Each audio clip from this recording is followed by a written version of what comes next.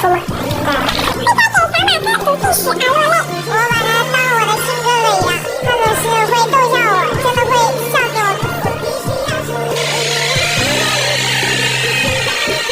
也会在小马哥读故事令我牢牢地望着他，而小马哥知道他的小孩必须明白他说，便会偷偷靠近他，给他足够的安全感。娃娃从小时候一直黏着小马哥，到现在马克的胃由他来守护。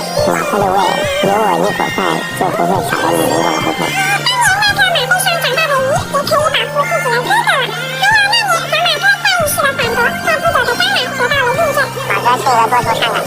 哎，你还有吗？没有啊，我算是个比较多愁善感。当然我比较要体面，要尊严，然后